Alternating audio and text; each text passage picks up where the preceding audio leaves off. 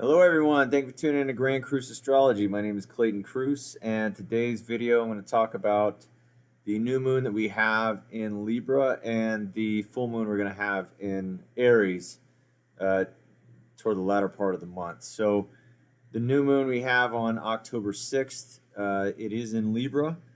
And before I even get started on that, the new moon is not in a vacuum. Obviously, it's when the sun and moon connect together, but what we have right now is we have Mercury retrograde, we have Saturn retrograde, and we have Jupiter retrograde. So, three planets in Libra, or three planets all retrograde. Saturn and Jupiter are in Aquarius, a sign that is gets along well with Libra. It's trine. It shares the same element. It's air element. So, right now in the sky, as we get to this new moon, we have planets that are retrograde, three planets that are retrograde for the month of October, or for at least the first half. So, what's that mean? Well, we have the new moon, and it is in the sign of Libra. Libra is a sign of balance, it's a sign of compromise, it's a sign of understanding other in the dynamic. So, whereas Aries is very singular and it's about understanding self, Libra is about balancing that with other and finding a middle ground, finding harmony. It's a Venusian ruled sign, and so with this new moon in Libra, we are afforded the opportunity to uh, grow in that way and to really find with this lunar cycle where it is that we can find balance with another. Libra is about one-to-one connections. So this is about finding balance on a one-to-one basis in our interconnections on a personal level with other people. Um, but not only finding balance with other people, but it's also about finding balance within ourselves, of the polarities within ourselves. So it works on the inner and it works on the outer. So uh, with this new moon, which will be on October 6th, what we're going to have is we're going to have this new moon conjunct Mars. So uh, there's the irony there, right? Because Mars is the ruler of the sign of Aries, which is opposite Libra. Mars is a very singular energy. It's a very self-motivated, very driven, very look out for number one and get out of my way kind of energy, right? It's very passionate.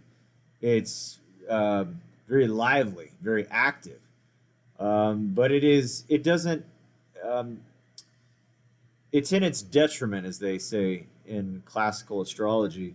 It's in its detriment in the sign of Libra because it has a hard time expressing itself as this singular driven me first energy. It has a hard time expressing that in the sign of Libra, a sign that says, okay, think of self and other before you think of self. Account for the other in the dynamic. So it is an interesting little twist of irony there when you have Mars conjunct the new moon in Libra. It's interesting. Couple that with the fact that we have not this.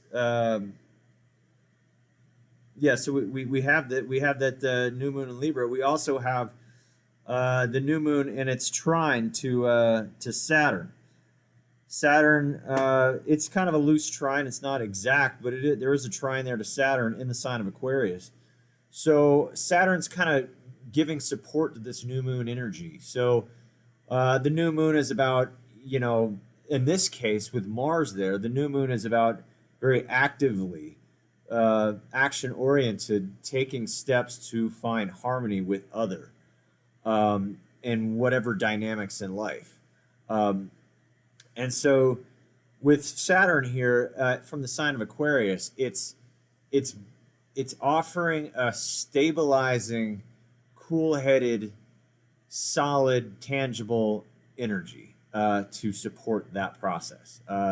Aquarius is the sign of group energy. It's the sign of collective. It's the sign of accounting for a larger dynamic than self. It's a very selfless energy in a way. It's a very group oriented energy, and Saturn is there.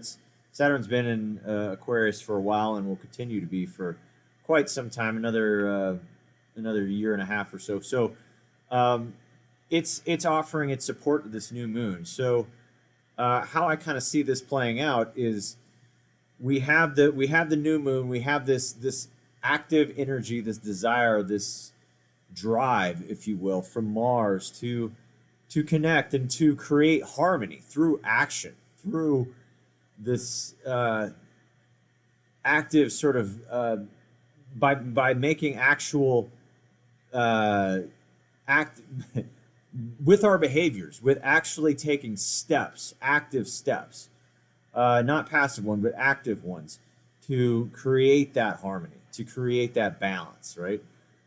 Saturn is providing some, I guess you could say, some poise, some manner, some conduct.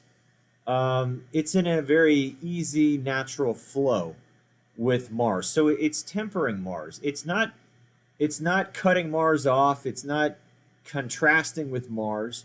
It's not hemming Mars in. It's basically just kind of giving Mars a little bit of a channel, if you will, to express itself within the confines of norms, okay? Within what's appropriate, what is acceptable, okay? So with this new moon, we're given an opportunity to with our behaviors, with our actions, to come to find balance with another.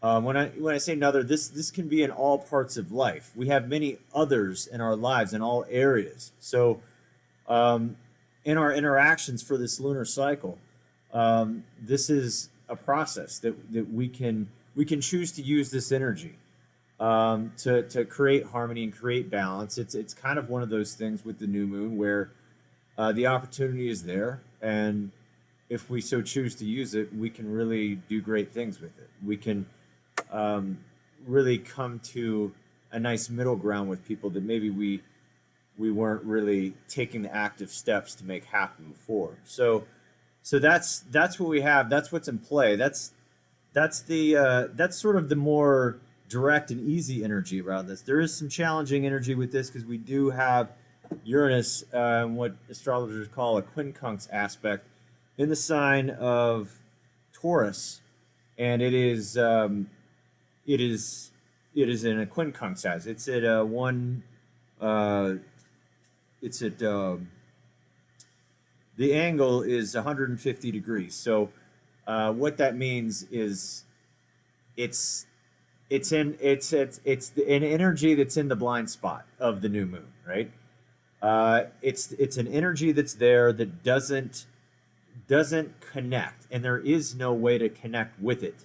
It's in the blind spot. It's out of range. It has absolutely no visual field of this new moon. So what does that mean practically? Well, it means that there could be circumstances, there could be, as we are seeking to find this middle ground, and we are seeking to find trying to harmonize and account for other and find that balance, there could be situations where there is no middle ground.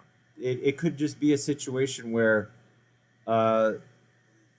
we may be trying to find balance with an energy that is not receiving of that, or is not really it doesn't understand, it doesn't see it, it's not in its wheelhouse, okay?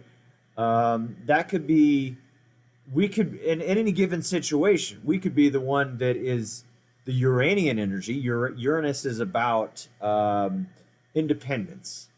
It's about it's about thinking outside the box, not being hemmed in, liberation, right? It's very singular energy, okay? And so we may be in that camp, okay? And we may be finding energy coming at us, trying to find create balance and find middle ground. We may be saying, that's okay. I'm good right here. I'm good right here. I don't really understand what you need from me. I'm fine. This is cool. I'm in my zone here.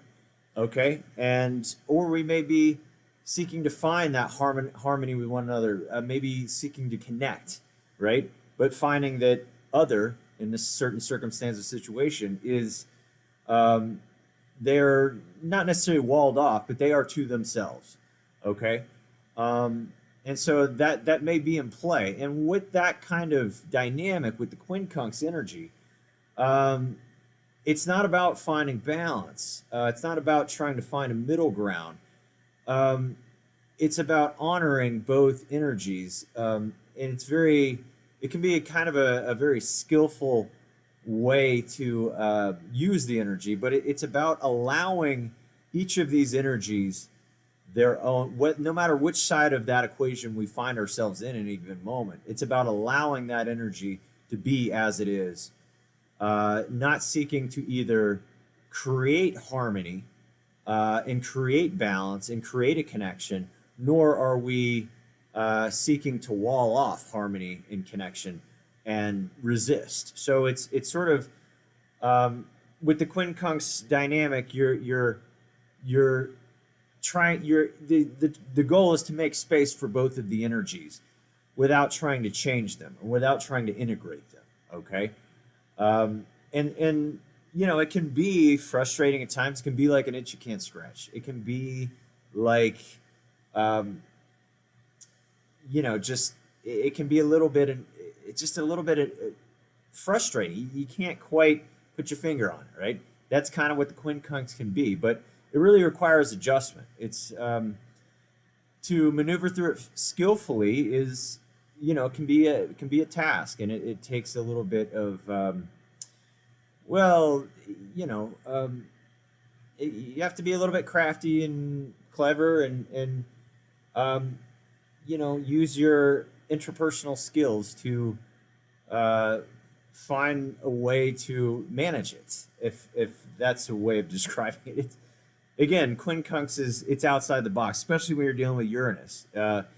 These are curveballs here, and you may end up interacting and connecting or disconnecting from energies that you're not expecting or that you don't understand, right? Um, and that's okay. That's okay. Just knowledge is power. So understanding what the energy is in this period of time will help you so that you're not, if you are thrown off balance, you know, it's not to be unexpected, completely unexpected, and it's not to be completely derailing, right? So that's what the energy we have the new moon. Now, once we get to October 11th, we're going to have Saturn going direct in Aquarius. We're going to have, with that, that's going to be good. That's going to offer us some forward movement to build solid structures of connection with larger group, to have our network fortified, right? Because Saturn is all about building foundations, building structure, solidifying things. So this is a solidifying energy, solidifying what is fixed air, which is what Aquarius is by element. It's fixed air. So making uh, more solid and tangible uh, interpersonal connections within a larger group structure, within group dynamics. You know, and Saturn, it's a slower moving energy. It takes 2.5 years to move through a sign. So when it moves forward, this isn't, you know, the gun goes off and we go running forward, you know, with our networking, right? That's not really what this is. This is more about small steps forward, one step at a time, to build that solid infrastructure that we've been working on for since, you know, the beginning of the year when Saturn went into Aquarius, and what we'll still be working on for the next year and a half or so. Building that sort of solid community for ourselves, that solid sense of connectedness with group dynamics. That's what Saturn moving forward is going to start to lay out the path for us to walk down one step at a time. Okay. Um, so we're also going to have both Mercury and Jupiter stationing direct on October 18th, the same day. One of them is in the sign of Aquarius. We'll start with Jupiter. Start with Jupiter since we're talking about Aquarius. Jupiter stationing direct in Aquarius on the 18th. That is an expansive energy. So whereas Saturn moving forward on the 11th is step by step, put the time in, put the work in, kind of do it the hard way and get, get your hands dirty, right? Trying to put together this infrastructure that is interpersonal connection within a larger group dynamic and our finding our people and connecting and creating with that larger network. That is more of a tedious task with Saturn, if you will. With Jupiter brings the inspiration for it. Jupiter brings the optimism, the hope, the desire for expansion, and it will expand within the sign of Aquarius. Jupiter will expand that network, will expand that influence within the group to the limit of that group. Aquarius will not allow Jupiter to go outside the bounds of group dynamic. It will not allow Jupiter to expand beyond what is the group norms. However, Jupiter will expand every bit within that container. And so suffice it to say, with both Saturn and Jupiter going forward, it's kind of a shot in the arm as far as really coordinating and connecting with our larger soul family of people, whether that be through media, online, or just getting out and about and connecting with people of like mind and that share our core values and beliefs and things of that nature, right? So that's sort of what Jupiter and Saturn moving forward is going to start to offer us. Now, in the month of October, they're still moving slow. It's going to take them a while to get the speed up and move forward at a good pace. But this is the beginning this month, and so that's good because we've with these planets retrograde, we've kind of been we've kind of been slowing down a little bit. We've been doing some reflection, some rethinking, and two steps forward, two steps backwards, so we can take 4 steps forward, kind of thing. So that's what we got with that. Now, this is Mercury. Mercury is going to go direct in the sign of Libra, Venusian sign of Libra. It's been retrograde. Now, this is great. This is opportunity to move forward with, Mercury in this being retrograde in the sign of Libra has been asking us to really reflect on our interpersonal connections on a one-to-one level with people, whether that be relationships at work, romantic friends, whatever it is.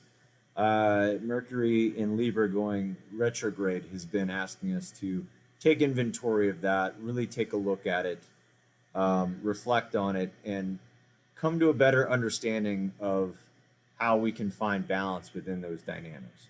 Really taking a step back and showing us that the old way of understanding things and the old way of connecting in that way maybe could use an upgrade. So with Mercury being retrograde, it's asking us to do that, to take inventory and do that work. When it goes direct with that trine to Jupiter, what a really sweet aspect to make progress, right? To have forward movement. Jupiter is going to provide the optimism. Saturn is actually going to be in direct trine aspect. Saturn is actually going to provide the tangible, material. Even though it's in an air sign, it's this more solid, three-dimensional.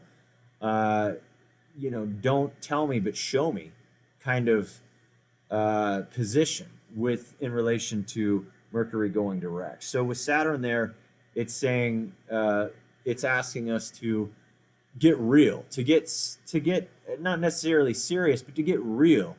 This isn't about fluff, right? This is about, okay, well, what are you offering in any given situation to find that harmony?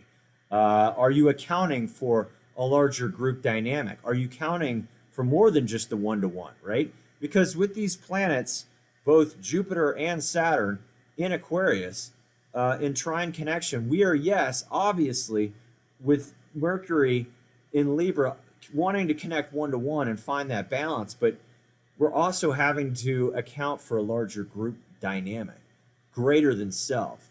We're having to account for norms that are bigger than just our own ideas of what balance is. We're having to account for a larger world. And so that's what Saturn is asking us to do in a very gentle, easy flowing way with that October 18th trine that it's going to make to Mercury going direct. So it's basically Saturn saying, okay, you want to find one-to-one balance. Well, okay, account for more than just yourself in this dynamic. Account for larger social norms, and don't tell me, but show me. All right, kind of make it three-dimensional. Okay, that's what Saturn would be asking us to do in that situation there with that trine. So that's good. I really see the new moon. I really see these planets going direct. I really see this as we're starting to get some traction and some forward movement socially, potentially.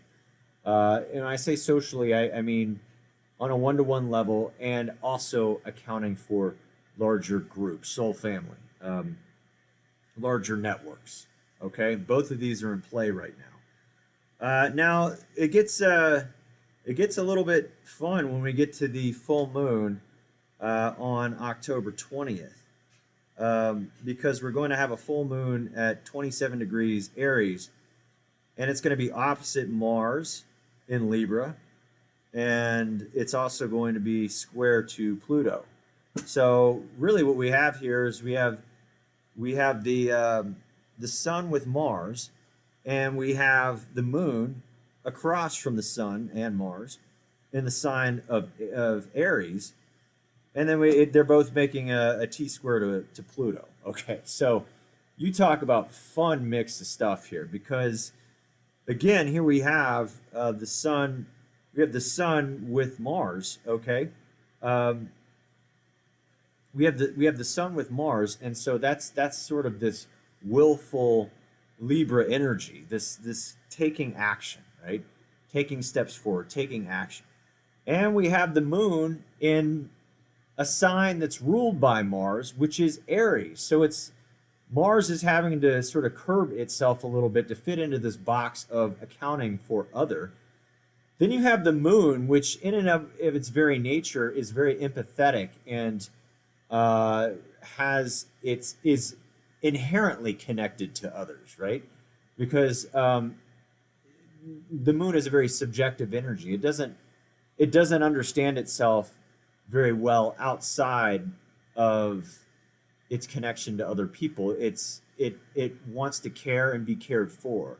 That's the moon. So you put it in Aries, and the moon is all of a sudden trying to express its nature through this individuality, this individualism, right? Which that is Mars. That's Mars's house, Aries, right? So you have Mars and you have the moon across from each other in this conversation of polarity, where Mars is with the sun. The sun is a very active energy as well. It's about being seen, and it's about consciousness and behavior, right? And opposite the moon. And so you have Mars here with the sun, kind of actively trying to create this harmony, create this balance. And you have the moon in polarity saying, yeah, but I personally feel like I got to do what's right for me and look out for number one, right? So there's this split here of the energies. And so This split can be manifest any given time. We can find ourselves at either side of this dynamic, feeling like, hey, I got to do what's right for me and look out for number one. This is what I feel, right? Or we could be on the side of, hey, get over yourself, get over your own needs for a second, and let's account for other people in this dynamic, and let's think our way through this logically, right? And take appropriate action, right? That's that Sun Mars connection there in Libra. Okay, so how do we because when you have an opposition like that, when you have a full moon, Sun Moon opposition, the goal is to find balance, to find middle ground. So how do we find middle ground with this dynamic? Well, in a T-square, you look to the planet that's in between them, that's T-squaring both of them, right? That's in square aspect to both. That is Pluto in Capricorn, right? So what is Pluto in Capricorn going to ask us to do in this aspect of tension, right? It's tense all the way around, but it provides the opportunity for growth to, especially with these energies here. These energies are very, when you have Mars involved, especially with Pluto, you got Mars across from the moon and the sign of Aries involved, and Mars and Libra. I mean, there is tension here. There is this fire that's building that wants to be expressed, that wants to make a breakthrough. That's the potential with this energy, is breakthrough kind of outcome, right? So, it can be volatile with this full moon. This is not a lightweight full moon. This is heavyweight. This is potentially can be it can be pretty intense. But I got to tell you, if moved through skillfully, it can create breakthroughs in your life that can leave the past behind and have you moving forward in a very, very strong, powerful way that can really leave behind old patterns. Because when you have Pluto, you're talking about old patterns of behavior that you are have the potential to leave behind, to mock up beyond, right? The danger with Pluto and the negative expression is that we can get stuck in our neurofeedback loops and go into our games and go into our manipulations and use that energy to protect ourselves, right? And to get what we want, right? And to play with power in a way that's dark and unconscious, right? That's the danger with this energy. But the light side of it, the potential with this energy, is to choose beyond that which is being presented, because this aspect may present to us parts of ourselves that may typically, without consciousness, go into patterns of fear, go into dynamics, feedback loops that get us into the same old patterns that are not creating forward movement, that have us feeling stuck. All right, we have the potential, if we choose to stay unconscious and not choose wisely, we have the potential to stay in that loop, right? But we are also being given the potential to look at it. That the full moon, it's going to bring it into consciousness. It's going to have it sitting there right in front of our eyes, and it's going to ask us to make a choice, right? To move through it skillfully, consciously, or to continue the cycle of patterns that we've collected through eons, right? Through our lives, family history, genetics, whatever. We're being presented an opportunity with this full moon to use this aspect to choose beyond that and choose another path. And it looks like it's going to come in the arena of self and other. What's good for me? What are my own personal needs in this dynamic as an individual? And what actions can I take to harmonize, right? How can we integrate these energies? How can we do that in a way that is not playing on fears from the past and old patterns and doing things how we've always done them because they're our comfort zone, because it's our wheelhouse, it's easy, right? But maybe stretching ourselves and asking more of ourselves to break the old patterns of the past, right? So this is the opportunity that we have. This is what's on the table for this moon cycle that we have here in October.